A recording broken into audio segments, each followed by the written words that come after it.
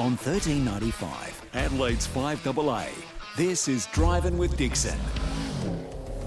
That it is, all thanks to Louver House. Enjoy your outdoor area all year round with an opening and closing roof. Designed, manufactured and installed locally by Louver House. Sam Daddo, Charlie Dixon here with you on another Wednesday night. Charlie, we are joined by a very special guest tonight.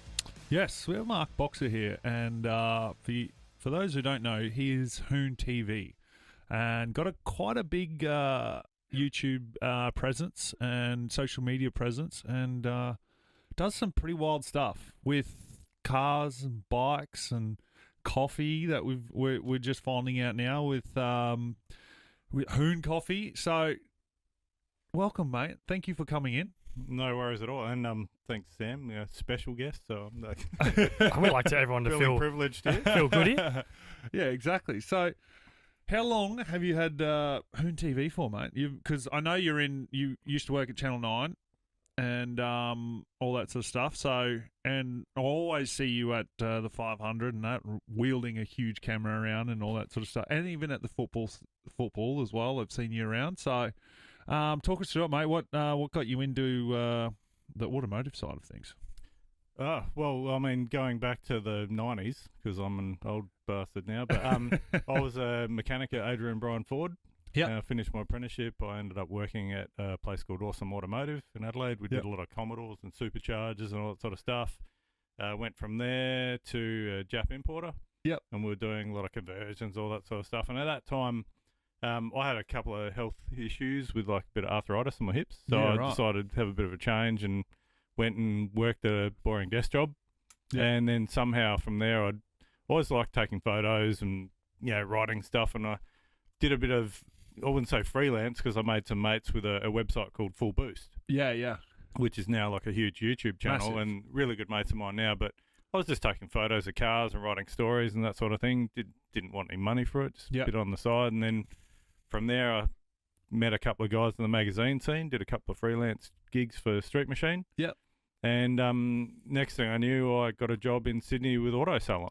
Yeah, right. So I packed up my bags, packed my Mazda Ute with a rotary in it in my parents' shed up in Belair, and took off to Sydney. And I sort of worked for Auto Salon for a while. That would have been a bit of a eye-opener thing with the Auto Salon scene back then. Well, what year were you working with them, or what years were you? Early 2000, I think 2002. So peak. So, and it's hilarious now because like myself and another guy called Damon Dupre, who was sort of one of the head managers there and a good mate of mine. I lived with him when I first moved to Sydney. He sort of helped me out. Now these days, everyone's calling it sex spec. Sex spec, yeah. And that word did not exist back then. Yeah, it was just Auto Salon. It was Auto Salon, yeah.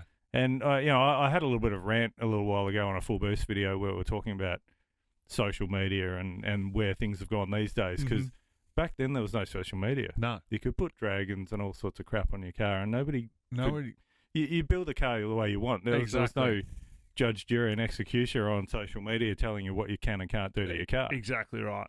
It's that's the difference of it. It's like everyone thinks that now that they've got social media, they have the right to give people an opinion about what they think about someone else's basically product, video, car, or whatever like that. And it's bullshit. It is. It's like, and that's why I always said, like, I always say, I don't care what you do with your car, but if it's what you like, then that's what you do.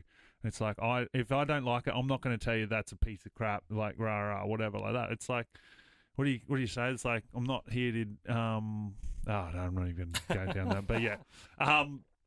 It's just, do what you want to do, and I think that's got lost so much because people are just trying to do stuff for other people, when it's just like, do what you want to do, and that's what it was all about. Like back then, it's just like making some wild crap that like looks awesome and extremely low, mad sound system in it. I think the thing with the sex spec sort of name now these days is that there's a little bit of respect for that era of cars anyway, because I'm sure we've got like cars like your HX and everything like that, like full on, properly top to bottom built cars. But back then, a lot of those auto salon cars were amazing. Like the level of detail they went to was just ridiculous, over the top. Yeah, exactly. And that was the scene back then. You know, like I feel like the scene at the moment is like this, like pure pro street sort of, you know, beadlocks on the street, 2,000 horsepower cars rolling around the street and all that sort of stuff. You know, Drag car with door trims. Yeah, exactly. Yeah. So, and it's. I think it's just the way that it'll always change. There'll always be different things that come out. But yeah, like, you know, there's always, and the sleeper sort of car, that's always big as well. So, but no, you just got to love the car scene for what it is at the moment, at this point in time. But and I mean, I guess, you know, going back to the auto salon thing. So when I was at auto salon, I was really lucky because we were doing the shows on weekends and working in the office, and I was doing freelance to Fast Fours magazine, Hot Fours, Zoom, Street Machine, you name it. And then all of a sudden, Auto Salon decided to start their own magazine. So that basically was a conflict of interest. Yeah, of course. But at that time, I'd been offered a job at Street Machine. Yep. Which I'd turned down because I was doing this freelance, you know, dream, all that sort of thing. So I go down in history. I think myself and Mark Arblaster are the two guys that have turned down a job at Street Machine. And then same deal, I got off a job at Speed magazine, which sadly no longer exists because that was a great magazine. And then when Auto Salon launched their own magazine, I got off a job at Fast Fours. Yeah. So I took that opportunity. I went and worked for Fast Fours for a few years. And apologies. And then after that, I'd done a couple of years there. I wanted to go do a bit of travel, and got a gig running a magazine called Performance Build-Ups. Yep. And it was about that time I'd sort of started to do a lot more video and that sort of content, and got a little bit of, you know, video work on the side. And then I'd taken off to America, did a bit of travel over there. Yeah, cool. Came back to Australia, worked for Express Publications, and got the job as a brand manager of Street Ford's magazine, which is sort of ironic because I'd been a Ford magazine. I was a bit of a Holden guy at the time, I think. Yeah. But when I was in America, I had a Chev C1500, all that sort of stuff. Yeah, nice. And, you know, just a total piece of shit, but it was fun. But and I was when I came back, I ended up running the DVD department because all those magazines at the time had a DVD on the cover. Yeah. So we had about 20 guys working in the department. We'd make a DVD, which was almost like a TV show each issue, and it was a lot of work. It was busy. Yeah. But did that for a while, and then that sort of wound down a little bit. But at that time, I'd picked up a couple of gigs doing some freelance camera work for drag racing, and my first big gig was probably the Winter Nats. Yeah, okay. In Queensland, so running around the start line with a TV camera on my shoulder, in a cloud of nitro fumes, not being able to see anything, tears coming out of my eyes, all that sort of thing. But yeah, awesome. I think that was the big one for me, and then from there, I was sort of TV work's been most of what I've done for the last, I don't know, best part of 15 plus years. Yeah, right.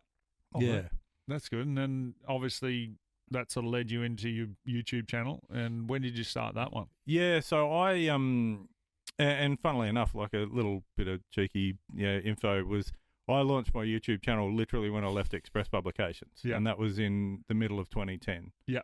So I because background on me, in the mid 2000, I think 2004, me and some mates had a stunt team. It was like I wouldn't say professional, but we had a stunt team on motorbikes called Cunning Stunts. Yeah.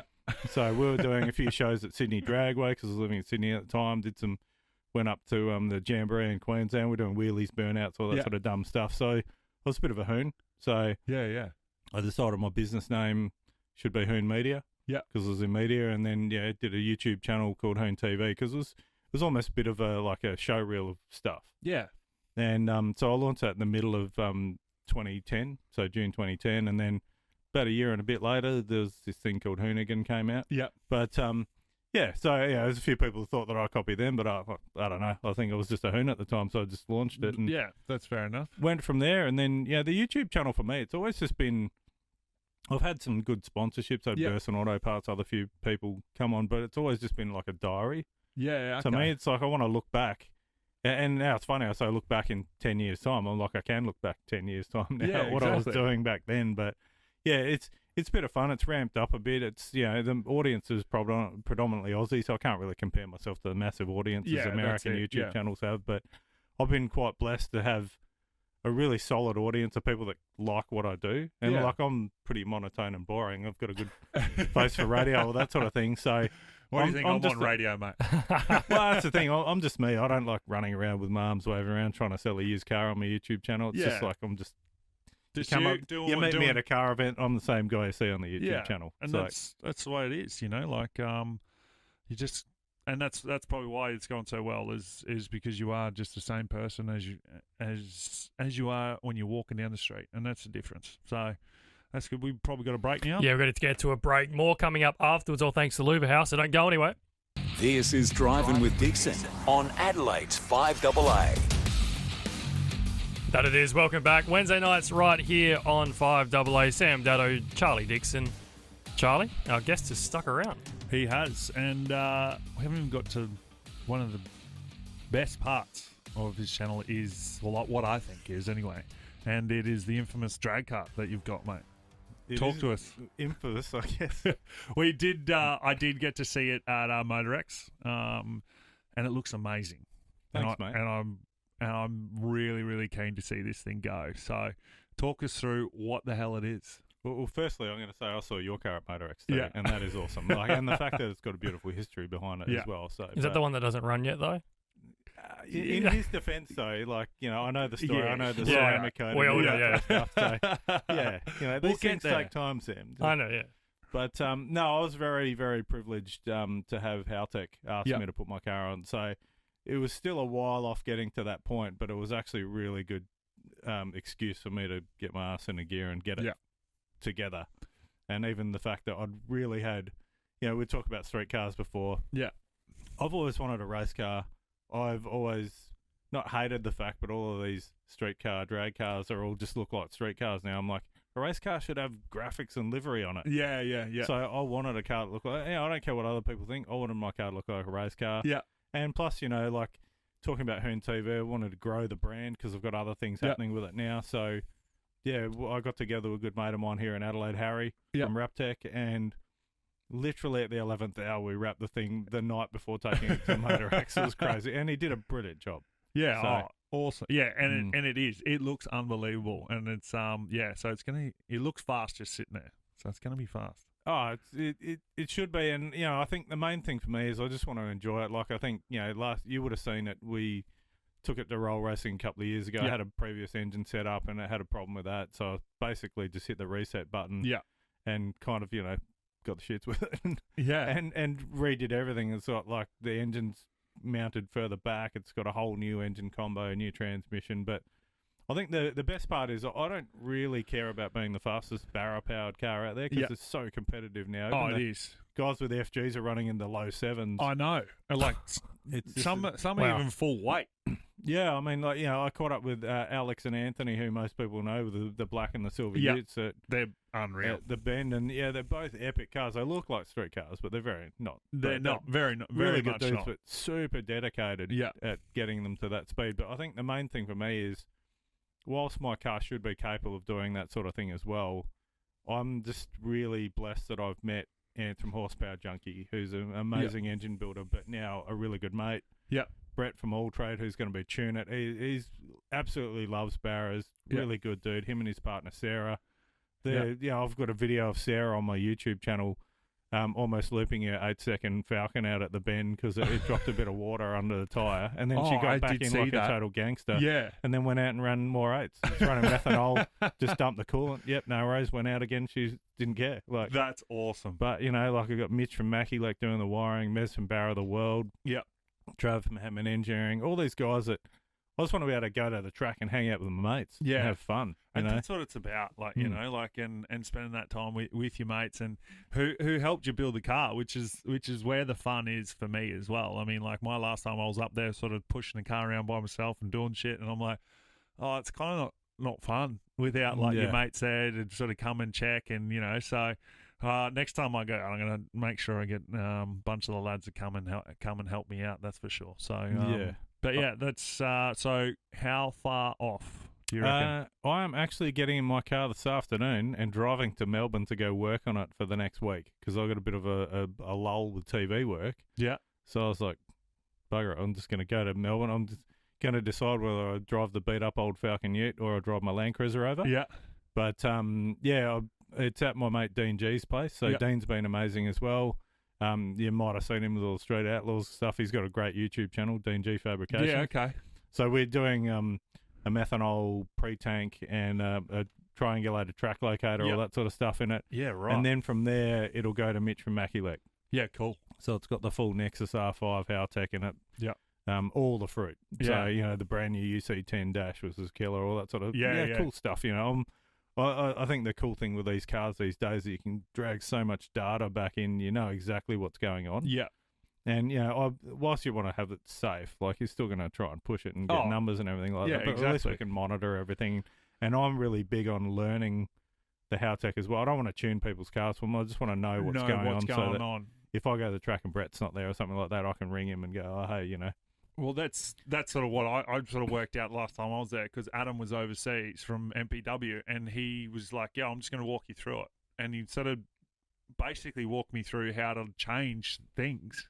And I was like, even though I didn't run the 8 seconds in it, but like that was the best thing out of the whole night that I was there, was that I was able to sort of open the computer, plug the car in, and just know what was going on and can see the data and stuff. And that was more exciting than sort of anything going back and plugging the computer in and going, all right, what did it do this time, you know, and go through it. So, yeah, I'm with you with that about learning about your car, so you're not like just sort of like pulling up and going, all right, well, what do I do now? You know?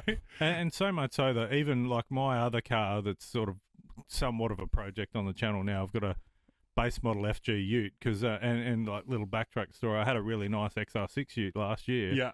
And we took it in the workshop at Maculek. We did a NA to turbo conversion, put a Haltech on it, lowered it, put a set of Aussie Simmons on it. You know, worked with Tempe tyres to do that. And the car is now in Tennessee in America. Oh, really? So, yeah, a mate of mine over there's got it now. It's going to be going to an event called Outback in the Midwest in August, which is cool because it's normally predominantly US-delivered Commodores and then a bunch of wagons and Utes and stuff as well. But now he's going to proudly roll in this XR6 Ute. I'm kind of hoping I can make it to the event. Yeah, awesome. But I missed that car so much. I went out and bought this, like, you know, pardon my French, but a shitbox FG tray back, and doing a turbo conversion on that, but with like a really mild engine and a ZF and stuff. But the whole point of that car really is because I've got a Haltech for it. Yeah. So the amount of seat time you get in the drag car versus that, I'll actually be able to drive around with this thing and then pull up and go, oh, you know, look at the data and go, oh, you know, and learn more on the fly in a road car. That's awesome. So, you know, it's not going to be anything special or crazy, but I mean, these days a barrel with 300 kilowatts is nuts. You know? Yeah, exactly. So, especially with a good, you know, good transmission behind it, it's good fun. 100%. One more thing, you've got your coffee here, mate. It's Hoon coffee. So you've got 3 different bags here. You've got 98 octane, which is a mild strength, E85 race, which is your medium, and methanol, which is your strong. That is awesome. And I kid you not, we do have nitro coming out as well. We've got methanol pods now, like they're an espresso type pod. So awesome. Really, but the big thing with this is I've always loved coffee, but I didn't want to sort of come out with a crappy white label coffee that people do. So I actually, in Adelaide, right here on Richmond Road, I'm working with Patio Coffee Roasters. Yeah. Okay. And Billy, who owns that, he's like a massive Mopar head. He's got a Hellcat, all this sort of stuff. So I'm working with a car guy, but a car guy that's also like massively knowledgeable about coffee. So everyone that's bought this coffee loves it. Oh, so awesome. it's really good stuff. So I'm really, you know, proud of where it's come from in the short term. So yeah. No, well, that's awesome, mate. And I thank you for coming on and having a chat with us, and it's been great, and I'm very keen to see this Falcon. We didn't say what car it is. So it's a 97 XH Falcon Ute. Falcon Ute. When I was at Street Forwards, I bought it as a project car because back then I wanted a car that was sort of similar to a VRVS Ute. Yeah. So I did that, and hilariously, back when I was an apprentice at Adrian Bryan Ford, I was like, I'm never owning one of these shitboxes. So, but now I've got one, and it's come a long way from the boring white Falcon Ute that I bought, and hopefully we'll have it out and track maybe later this year. Awesome. Well, I look forward to that. Thanks for coming on, mate, and we'll see you soon. Thank you, Mark. That's us done for another week. Enjoy your outdoor area all year round with an opening and closing roof designed, manufactured and installed locally by Louver House. We'll catch you same time next week. Stick around after the 7 o'clock news. It's Matthew Pantelis.